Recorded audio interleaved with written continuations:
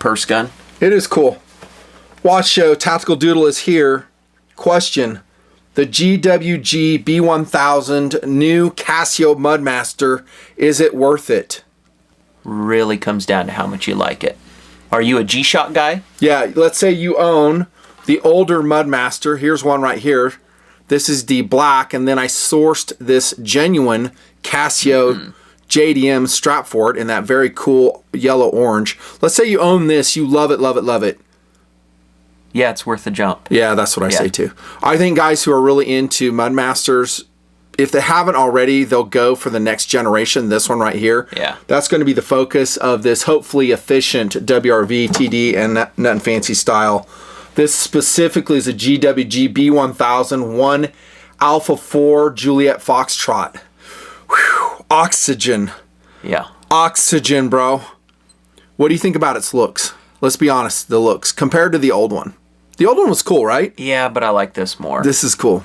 Is this the one before? This is the baby. That's the GG 1000. So show that. That's not the full-fledged solar-powered Mudmaster. That's a GG 1000 if memory serves. Here's the GWG. Let me make sure I'm saying this right. This is like a little bit smaller, still mud resist. As you can see there, they look it's still tough, but it's not solar-powered, so you'll be replacing the battery every year in that. This is solar-powered. Triple sensor. The previous generation, great Mudmaster watch, genuine Mudmaster. We've covered like some clone ones like the Smales and some others, and those have their advantages. One huge disadvantage of them is their batteries never last.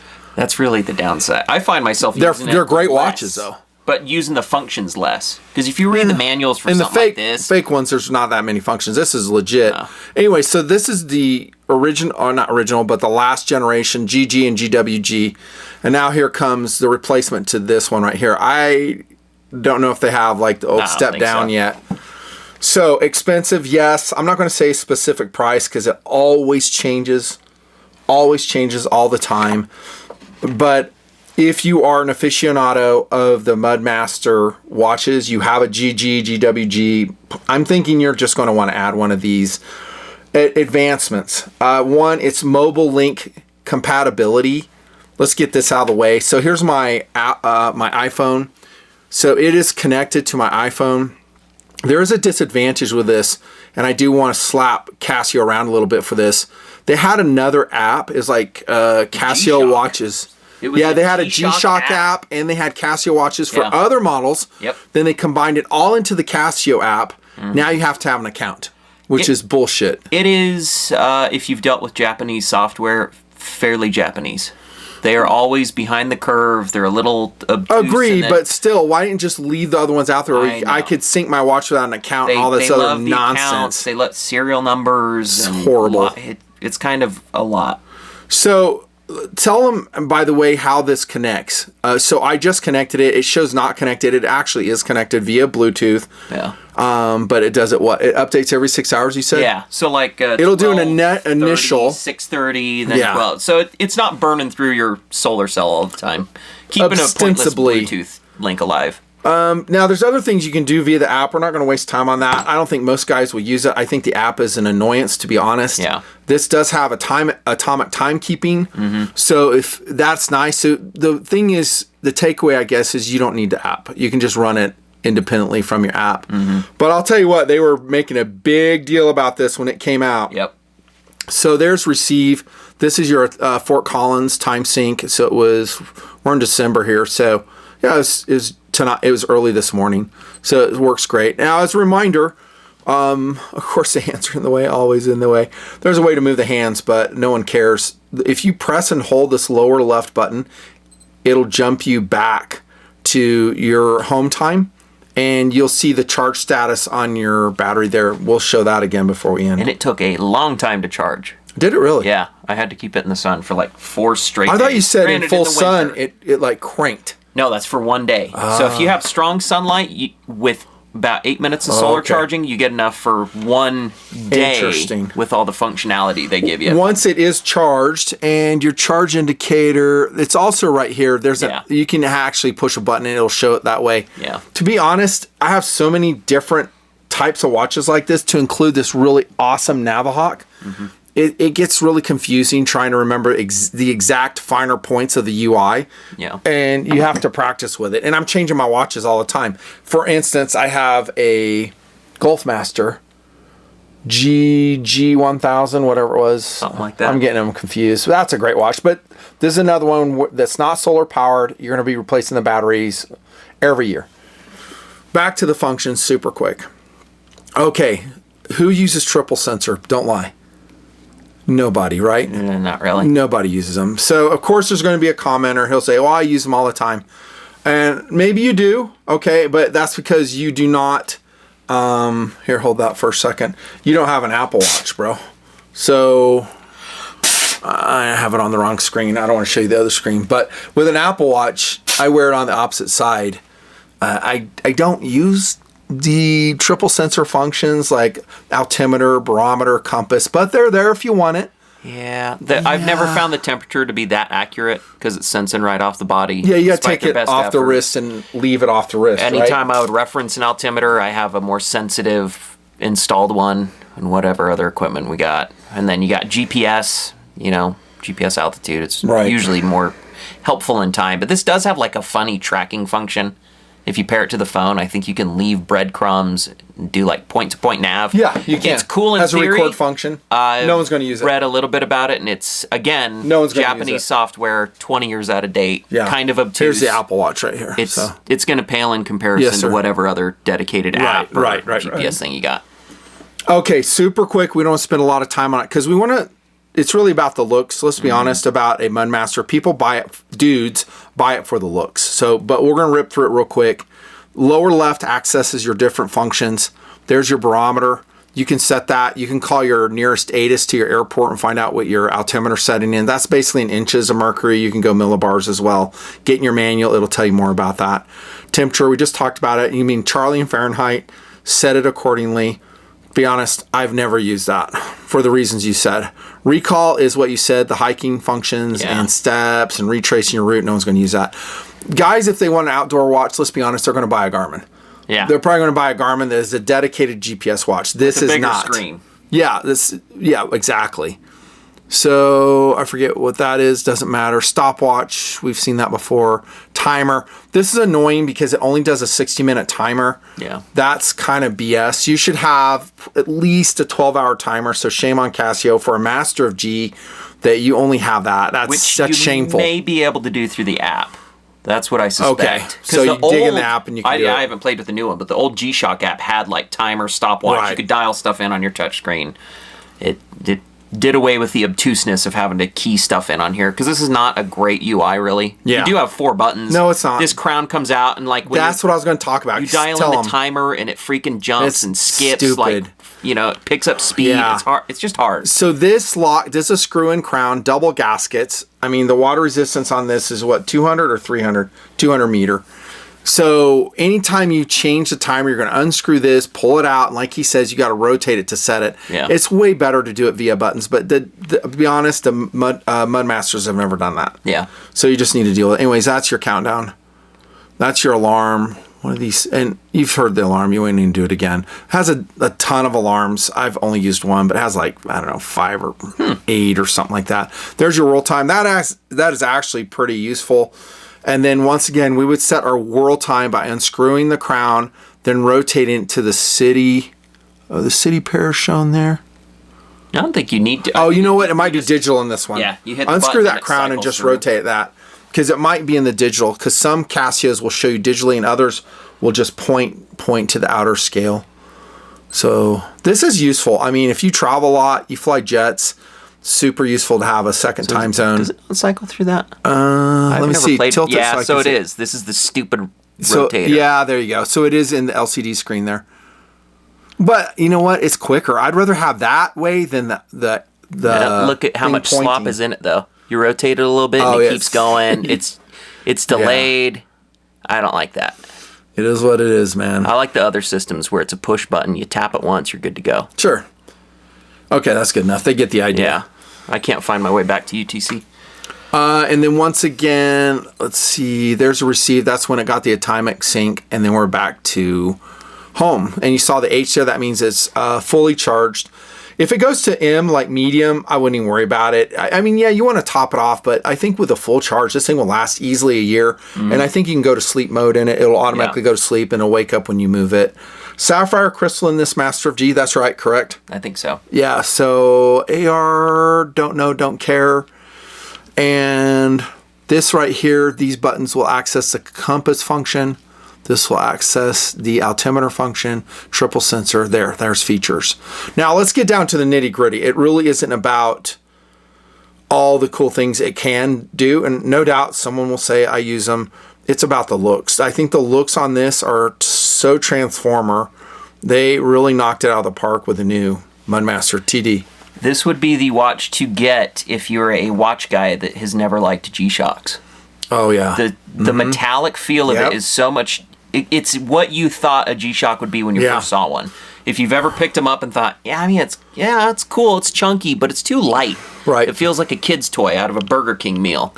Well, I thought this one, the previous generation, is built like a friggin' tank. It's awesome, but like you're saying, it's poly resin. That's what you're looking at. And I don't know, maybe some guys, I mean, these metal pushers are double gasketed as well. Same awesome construction, but yeah, you have a point. Plastic. Doesn't feel cold to the touch. And this one has a much more technical look to it. And if you notice, look at the differences in surfaces. You have this anodized stainless steel ring poking out from the bezel protectors. Look at how cool and technical that is. That's so Boba Fett. And it's not really maroon. It's kind of I don't know what color is that, like a light maroon, which is matching the strap. Different colorations in this too. Different colorations in the GWG. Black and green. Yeah, the B1000. And I think they all will thematically kind of do this. So carbon core construction where it's sandwiched together. And which was smart. It is a great way to construct a watch. It's super tough, has all the toughness that we know about Mudmasters. The ruggedness, the bezel protection, but it's next level as far as technicality goes. But if they made it all, like if they didn't use carbon on the bottom, then this would be too heavy. You wouldn't like it. It would That's be probably way a good too point. much. Yeah. The fact that they went carbon fiber for the majority of it, and then only really the stuff that you touch and interact and look at, perfect. Yeah. That makes it feel way more respectable as a watch. If you're a watch nerd, if you're into classic watches, never made the jump, this is probably the start of a trend I would expect. I think and hope we're going to see this trickle down into some of the more affordable G-Shocks. You know what? It changes your perspective so much. What I wonder is if the clones are going to start copying this. That would be cool. And it's going to be a lot harder to copy, though. Of course, they're good at copying everything, aren't they? Yeah. But notice, like, even this, the anodization is, like, peeking out through here. Isn't that cool? I did feel like that bottom light button is a tad misaligned.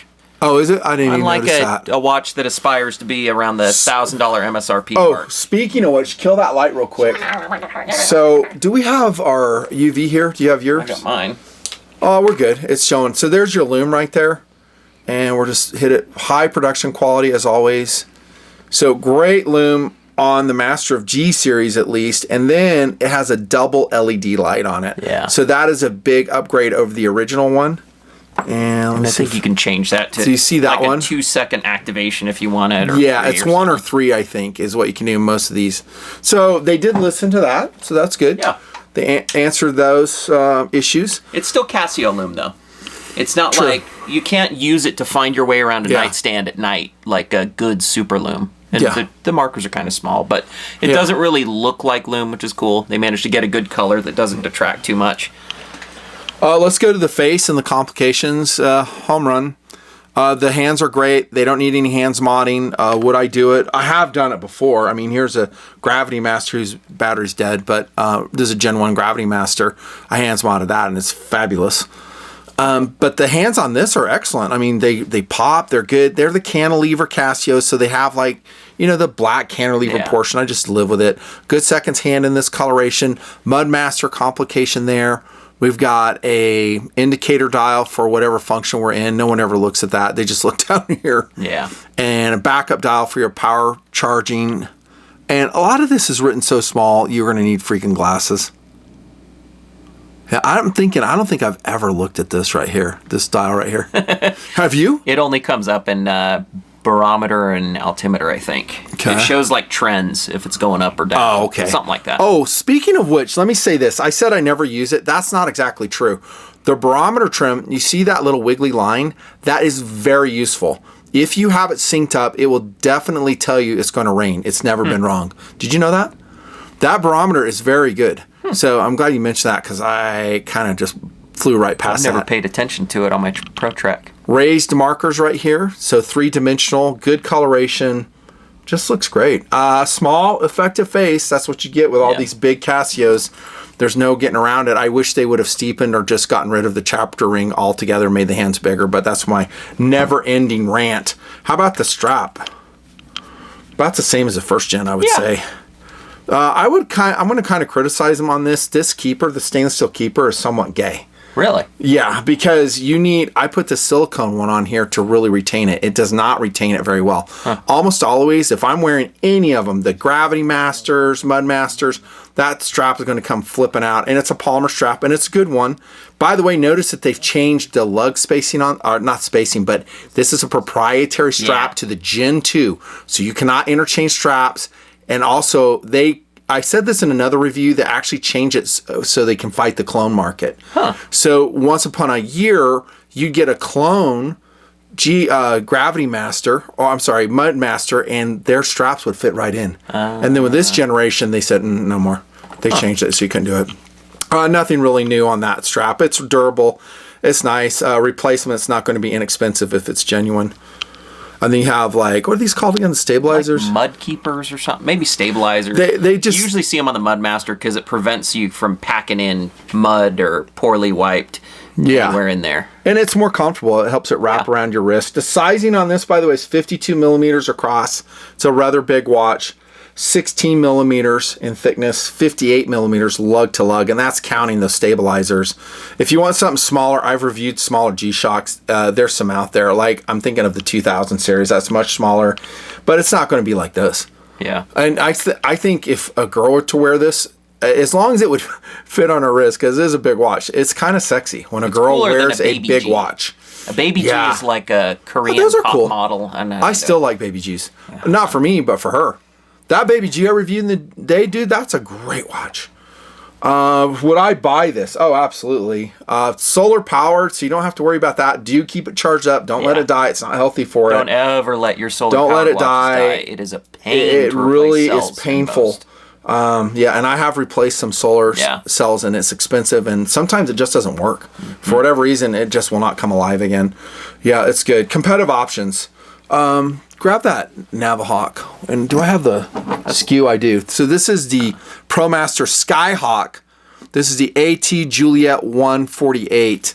Which one would you rather wear? And I'm going to give you a period of 6 months. You have to wear it every day for 6 months. Which would probably do the Mudmaster.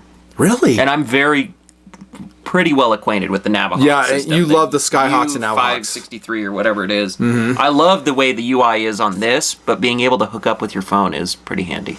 Well, to change times, I'm going to keep it real, bro. Time zone and all that. I'm going to keep it real. I think hooking it up with your phone is a pain. I think it should do it automatically. It shouldn't have to press a button to connect it. I think the app is a hassle. I ain't going to lie. Technically, you can use a phone finder. As long as it's connected. If it happens to be connected. Right. It'll sound a little tone or something. I mean, you have that functionality. This is also Atomic piece, so it's going to update every night. Solar powered. This is a very cool version. Go watch our Skyhawk Navahawk review. We did 4 or 5 different variations in that video. They're all great. They're all great. This is a great watch. It's a tough call for me. I would probably go with the Navahawk just because it'll go under my sleeve a little bit better. Because this is chunky, but it seems like it's less chunky than the Gen 1. If we're Look at the Gen 1, dude. Like the Navahawk AT. It's about the same. This one looks thicker to me. I didn't write the specs down. It does feel thicker. Yeah, I think this is still a chunky watch. Don't get us wrong. It's still chunky. But heck, these are both outstanding watches. And worthy of a good watch collection if you like Casio, and not a smartwatch, but it's basically let's call it a multifunction piece. If you want features, something like a Mudmaster, Golfmaster, Navahawk, Skyhawk, whatever you want to call it, and the Casio ProTrack are like my go-to work watches. If I know I'm going to have to be dialing in times and I need an alarm to go off every 92 minutes. Well, you wear an Apple Watch too, though. Why don't you wear your Apple Watch? I don't use it. I don't like it. I use it for the data. Do you have it on tracking. right now? Show it to him. Look, he literally has it on. That's the way he wears it. That's how it always looks. It's always and dead. I always have mine on. So for timing functions, what do you Perfect. 10%. No battery. Yeah, but I can charge this thing up so quick. Yeah, mine so doesn't. quick. It charges in an hour and a half. Time to Screen's get a always different off. one. Processor's slow as shit. All the apps for it suck. 8%. It's like I've been doing the Apple Watch thing longer than you. I jumped in early and it was never anything I had compared to you. I'm a late adopter. This is a really fun watch. This is the previous, like we said, step down Mudmaster. This one is particularly cool looking. The gray and black. This was out in the market for maybe 2 years and then it sold out. I don't even think you can find this anymore. Between the two, which one? It's already going to be the metal. This is not solar. That's a big downside. So much cooler to wear. It feels competitive to other high class watches. Look at how much bigger that effective face is versus the GWG B1000. Huh, that's funky. Isn't that funny? You wouldn't notice it, but this actually has a very small effective face. I wish they would show you. Doodle loves this watch. He's been raving about it. I wish these guys would give you a little indicator where the solar charging is. Like where the I would love to see a map watch to watch to see how much of this effective area is charging it up all the time. Well, I'm curious. It amazes me how efficient it is because there's a lot of complications. There's a lot of LCD screen there, and yet whatever they've been able to cram in this upper half right here is obviously enough. Yep. Because it does it. And by the way, this watch is designed for you to really never put it out in the sun and just pick up solar whenever you're wearing it daily. Yeah. That's what it's designed for.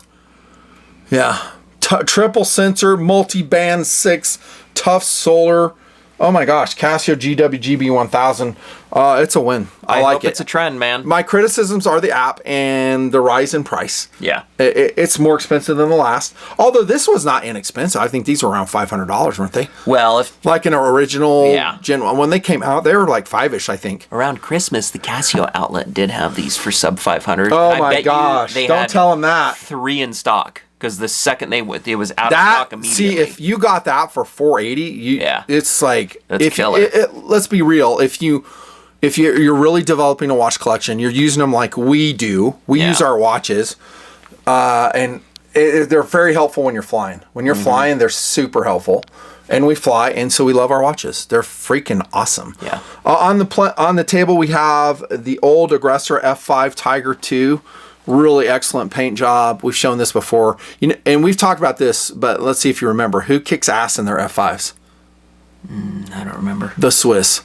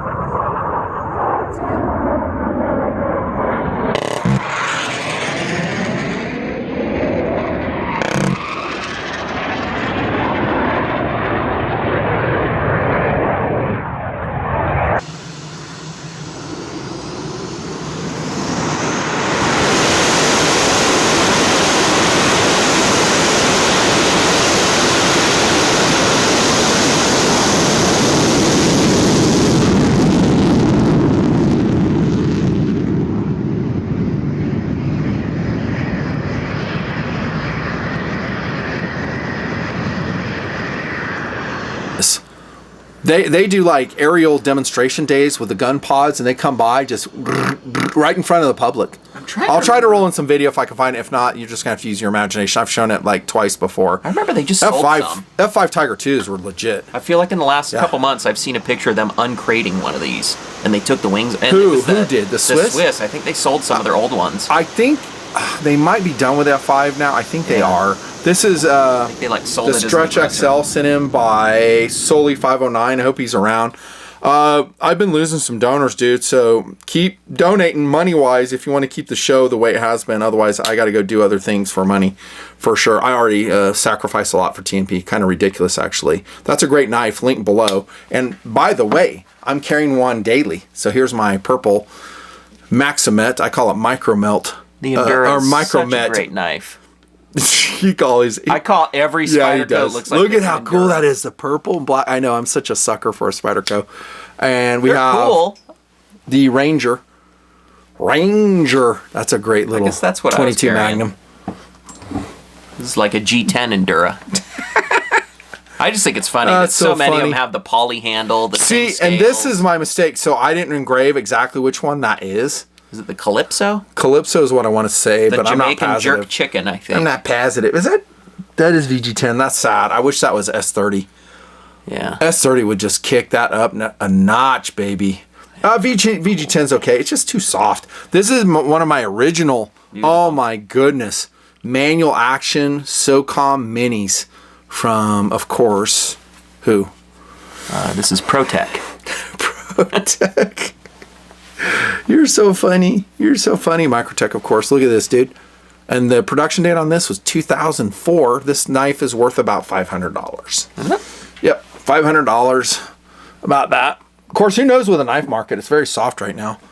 And then he's got his Arcfeld with the UV light sperm detector function in it. Cool, man. You get some wear on that thing, bro. Activate lights. Like, it's great for hit and loom. Mm-hmm. It's nice. You can find scorpions, supposedly. Everyone always says they find them everywhere. Scorpions. Yeah. Okay, we're done. Make sure you subscribe, become a donor, stay there for the rest of your life. Nothing fancy project.